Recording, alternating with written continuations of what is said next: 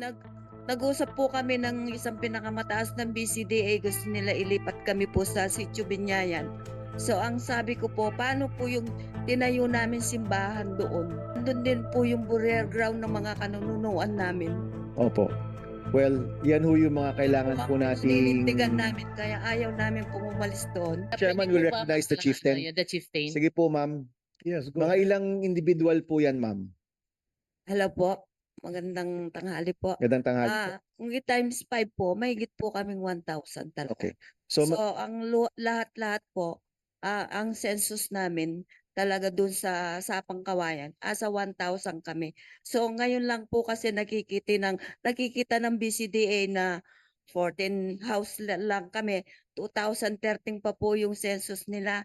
Paano po ngayon nag-aaral yung mga may dapat nakatira doon? Siyempre wala po sila doon. So ngayon po, nagre-request po si chairperson na mag-a-actual, i-actual po namin. Sige. Bababa po siya doon para malaman lahat kung paano po ang mga katutubo pong andon. Opo. Iban po doon sa mga magsasakang matamaan po ng sitio sa Pangkawayan. Aabot po tayo sa magsasaka, ano, nasa Opo. NCIP pa lang, nasa IP pa lang po Opo. tayo. Maliban po doon sa Binyayan, dito lang po yung sa Sapang Kawayan na magsasaka at saka katutubo po yun. Okay. Ito pong sitio kung nasaan po sila. Nasa gitna ba yan nung 1,600? Phase 2 po kami. Phase 2. Okay. Opo. So, dahil po kayo'y nasa gitna, ang mangyayari po diyan ay siguro po magkakaroon po sila ng programa para malagay ho kayo sa sa lugar na wala po doon sa 1,600. Napag-usapan niyo na po ba 'yan? Nag-usap po kami ng isang pinakamataas ng BCDA, gusto nila ilipat kami po sa Sitio Binyayan. So ang sabi ko po, paano po yung tinayo namin simbahan doon? Nandun din po yung burial ground ng mga kanununuan namin. Opo.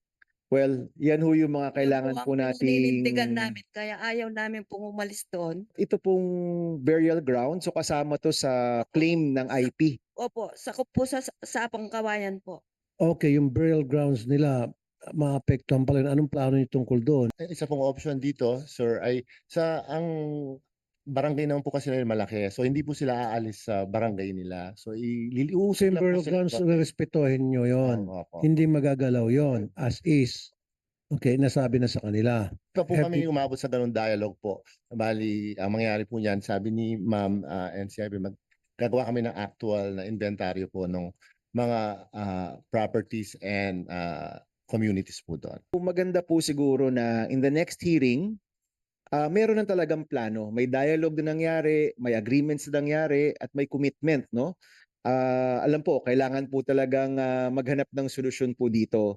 Ako po yung mag-handle ng budget ng DTI at ng BCDA. We do want to see this facility up.